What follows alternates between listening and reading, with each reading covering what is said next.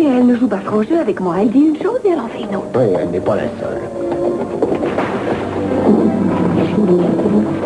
Tu étais au courant, toi? Non, je ne savais rien. Mais tes parents devaient bien le savoir. Non, non, je ne crois pas. Enfin, maintenant, il faut voir ce qui va se passer. Ouais, d'accord, mais ne t'emballe pas. Tu veux rire? Jamais je ne me suis sentie plus confiante. Tu as tort, parce qu'elle ne sera pas tendre avec l'homme qui est supposé avoir tué sa fille. Elle témoigne pour la défense et je suis sûre que Julia et Mason savent ce qu'ils font. Elle va parler pour toi. Ouais, je ne sais pas. En tout cas, ça explique bien des choses. Je vois mieux pourquoi Eleanor voulait se venger de ta famille. Oui, Pamela l'avait monté contre nous. Il faudrait trouver un endroit pour qu'elle s'étende. Oui, je vais demander au gars. Oh, je t'en prie, ce n'est pas la peine. Je me sens mieux maintenant.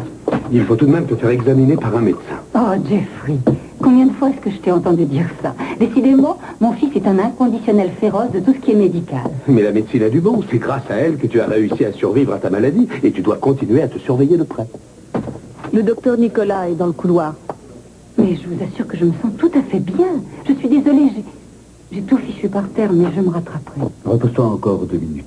Rien de presse. Tu as été parfaite tout à l'heure.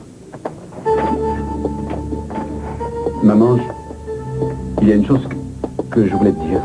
Non, ce n'est pas la peine, je ne te demande rien. C'est à propos des lettres. Je ne les ai jamais reçues. C'est pour ça que je n'y ai pas répondu. Je vois, je m'en doutais.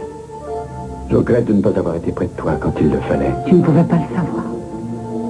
J'ai une idée sur la disparition de tes lettres, en fait. J'ai aussi mon idée à ce sujet. Allez dire au juge que je suis prête. Vous êtes sûr? Oui, et présentez-lui mes excuses. Ce n'était pas un malaise. Du moins, ce n'était pas un malaise physique.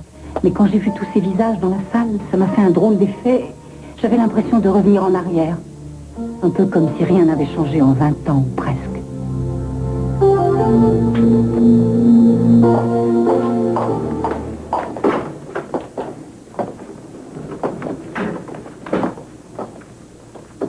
Pourquoi tu m'as menti?